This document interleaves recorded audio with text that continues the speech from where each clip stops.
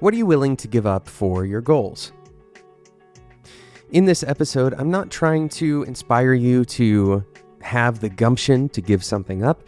Of course, there are plenty of other podcast episodes that will do that for you.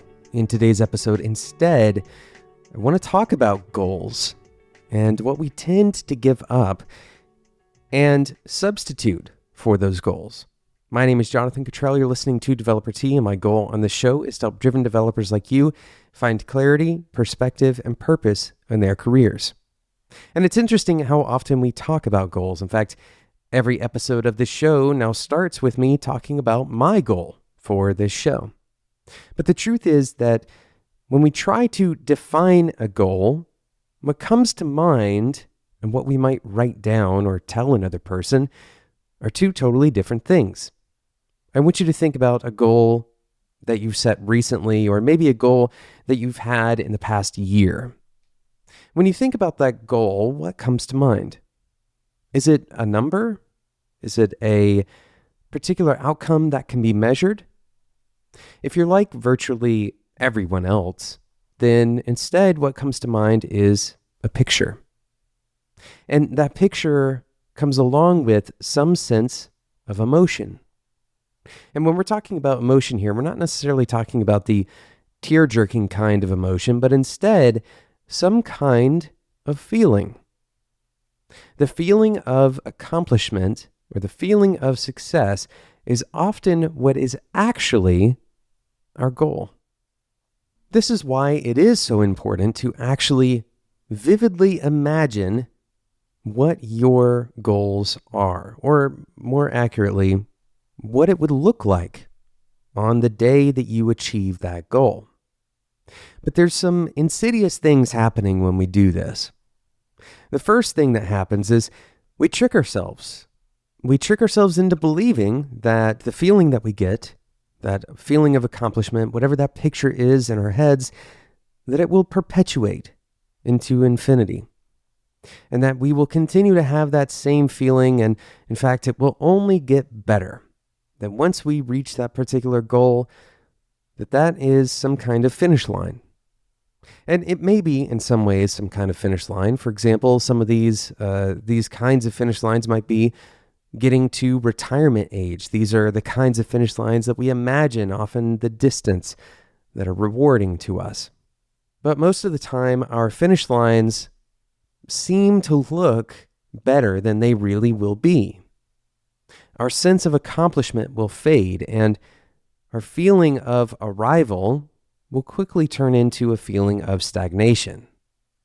Now, this isn't to discourage you from your goals, but instead to remind you that most of our goals, we motivate ourselves based on fleeting emotional experiences rather than on some new reality. We're going to talk about how we can use this to our advantage right after we talk about today's sponsor, ZBrand. ZBrand is the all-in-one branding generator for jump-starting your business. ZBrand helps you launch a product with minimum visual brand design resources without having your own internal designers, costly agencies, or questionable freelancers. With ZBrand, you can launch your product without investing too much time and money on branding, which means your team can give 100% of their focus to actually developing the product itself. Now, by asking some simple questions about your product, ZBrand's AI-based algorithm will generate uniquely tailored brand toolkits full of branding and marketing essentials, including fonts, color palettes, pitch deck templates, and much more. ZBrand is easy to use and it's free to get started, so imagine just how low the risk is in trying this out.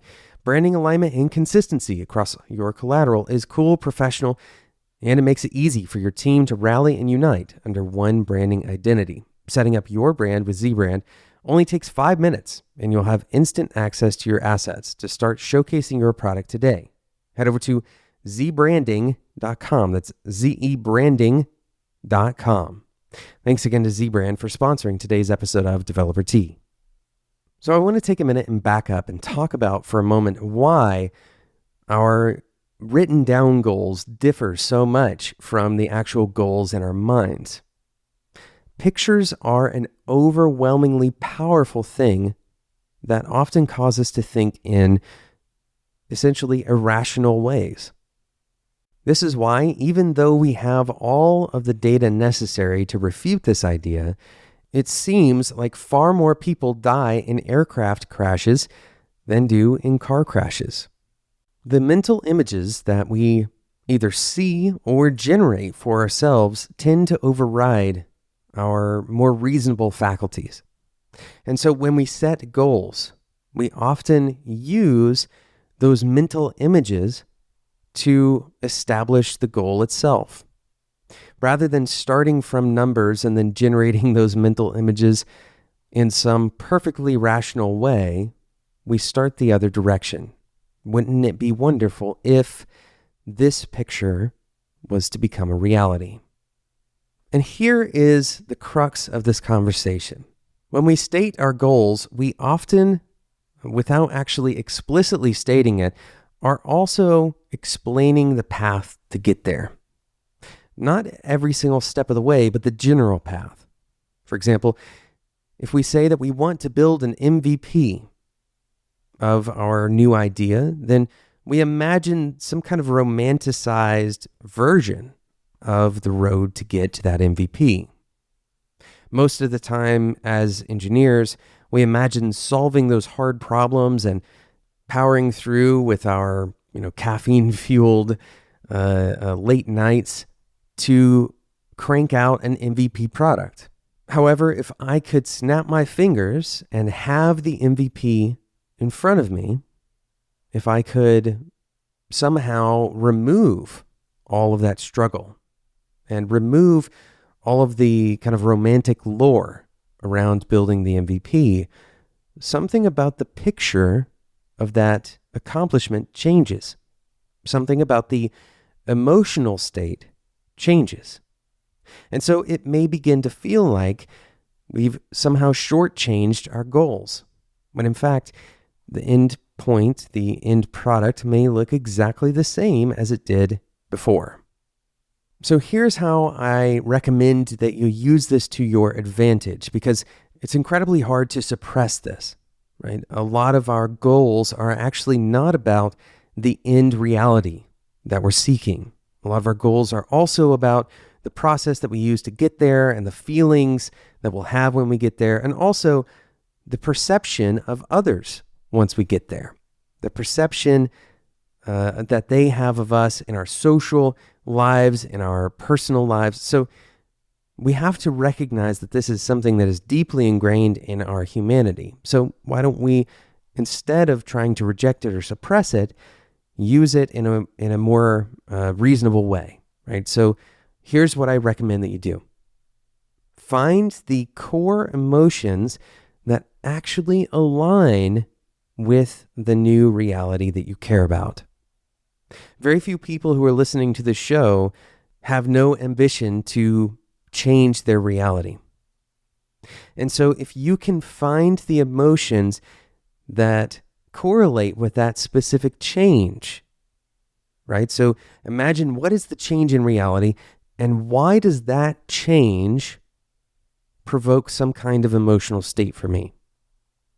Once you create that kind of connection between the actual change and the emotion, rather than the perception or the journey or whatever it is that is kind of tangential to your goal, if instead you can directly connect the emotion to the change itself, then your motivation will be much longer lasting and you can be more flexible in the journey. Thank you so much for listening to today's episode of Developer Tea. Thank you again to today's sponsor, ZBrand. Head over to zbranding.com to get started today. You can have assets for your brand in just 5 minutes. Thanks so much for listening to today's episode. If you enjoyed this episode, I encourage you to subscribe in whatever podcasting app you're currently using. Today's episode and every other episode of Developer Tea can be found at spec.fm. Today's episode was produced by Sarah Jackson.